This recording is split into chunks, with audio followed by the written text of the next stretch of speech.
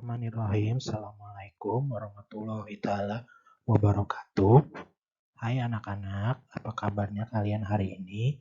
Semoga kalian selalu dalam keadaan sehat walafiat ya. Oke, sebelum kita mulai belajar hari ini, ada baiknya kita berdoa terlebih dahulu. Bismillahirrahmanirrahim. Rabbi tubillahi rabba wabil islami dina wabil Muhammadin nabiyya wa rasulah. Rabbi zidni ilma warzuqni fahma. Amin ya rabbal alamin. Oke, pada pembelajaran tematik kita hari ini, kita masih pada tema 6. Kita masuk pada subtema 2, yaitu hebatnya cita-citaku.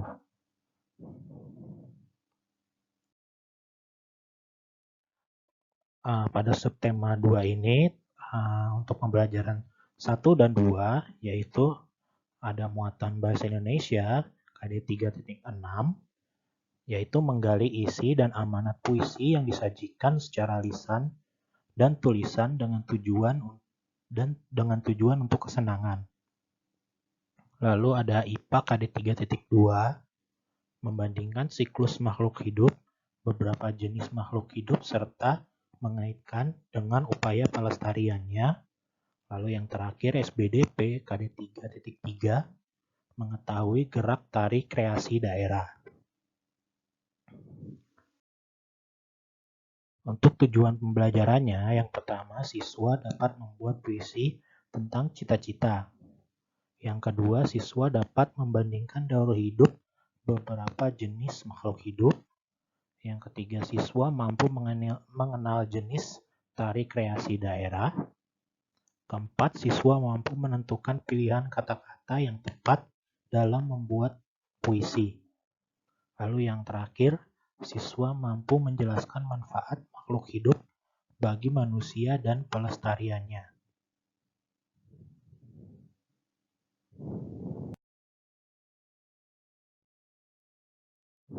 Kita masuk pada pembelajaran pertama, muatan bahasa Indonesia, KD 3.6, menjelaskan cara membuat puisi.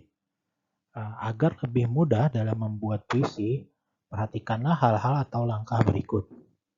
Yang pertama, kita harus menentukan tema. Tema puisi merupakan topik utama atau gagasan pengarang dalam membuat puisi. Lalu tema puisi membantu pengarang untuk membuat puisi tetap sesuai pada ruang lingkupnya. Lalu yang kedua, melakukan observasi atau penelitian. Observasi bermanfaat untuk mengembangkan imajinasi dan mendapatkan inspirasi. Observasi dapat dilakukan dengan cara membaca buku, melakukan suatu perjalanan, atau menyaksikan suatu momen atau kejadian.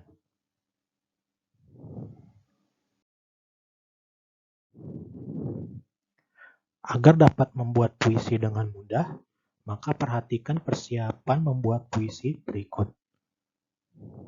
Yang pertama yaitu tentukan tema puisi yang kamu sukai. Lalu yang kedua, mempersiapkan alat-alat tulis. Yang ketiga, lakukanlah observasi atau penelitian terhadap objek pada tema puisi. Yang keempat, observasi dapat dilakukan berulang kali agar dapat memperoleh lebih banyak inspirasi. Yang kelima, tentukan peristiwa yang sesuai dengan tema puisi.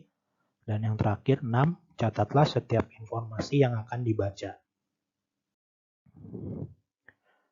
Kita masih pada pembelajaran 1, kita masuk pada muatan IPA KD 3.2, yaitu membandingkan siklus hidup makhluk hidup melalui pengamatan.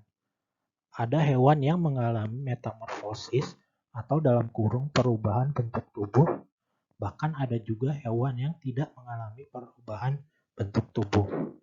Lalu manakah hewan-hewan yang mengalami metamorfosis dan yang tidak mengalami metamorfosis? Oke, kita masuk di sini yaitu metamorfosis dibedakan menjadi 2, yaitu metamorfosis sempurna dan tidak sempurna. Yang pertama di sini adalah metamorfosis sempurna. Ciri-cirinya yang pertama terdapat perbedaan bentuk tubuh hewan saat lahir dengan bentuk dewasanya. Lalu yang kedua, terdapat fase pupa atau dalam kurung kepompong dalam siklus hidupnya. Seperti contohnya adalah hewan kupu-kupu.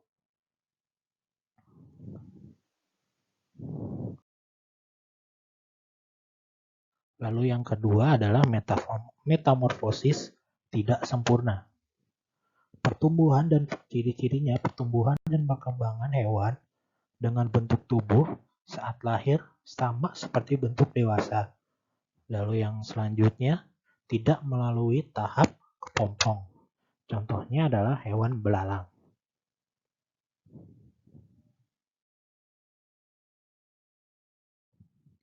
Kita masuk pada pembelajaran 2, muatan bahasa Indonesia KD 3.6 dan 4.6. Menentukan pilihan kata dalam membuat puisi.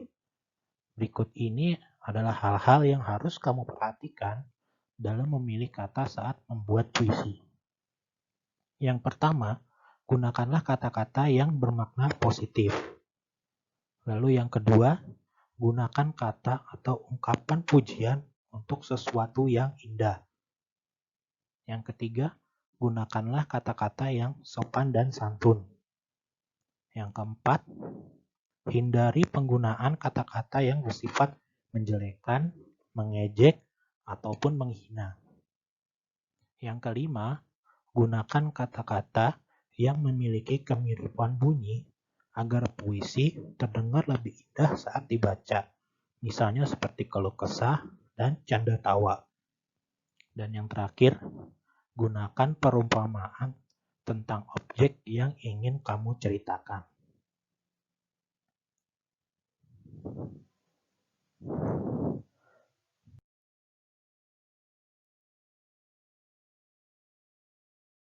Oke, kita masih di pembelajaran 2, kita masuk di muatan SBDP KD 3.3 dan 4.3 menjelaskan tari kreasi daerah. Tari kreasi daerah adalah tari tradisional yang gerakannya dikreasikan sesuai adat istiadat setempat.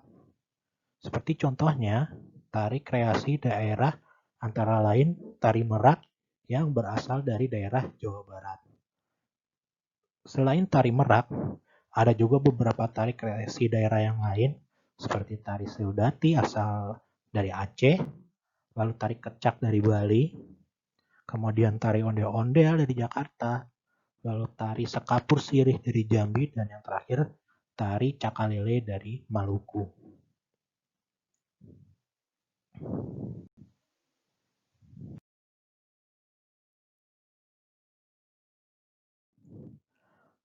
Oke, masih di pembelajaran 2, kita masuk ke muatan IPA KD 3.2 dan 4.2 menjelaskan manfaat makhluk hidup bagi lingkungan sekitar. Hewan dan tumbuhan termasuk sumber daya alam atau SDA yang memiliki banyak manfaat bagi manusia. Antara lain, seperti di sini yang pertama ada gambar kapas, dan kapas ini fungsinya sebagai bahan pembuatan kain katun. Lalu ada ulat sutra sebagai bahan pembuatan kain sutra.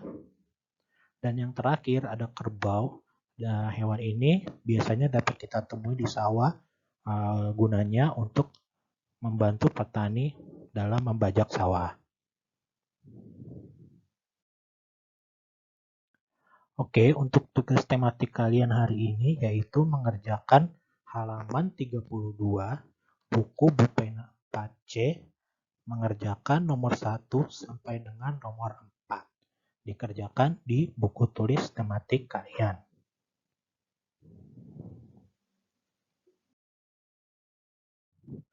Oke, cukup sekian untuk pembelajaran hari ini. Semoga apa yang telah Pak Haji sampaikan, semoga ilmunya bisa bermanfaat bagi kalian semua. Cukup sekian penyampaian materi dari Pak Haji, kurang lebihnya mohon maaf. Wabillahi taufiq wal hidayah. Wassalamualaikum warahmatullahi taala wabarakatuh.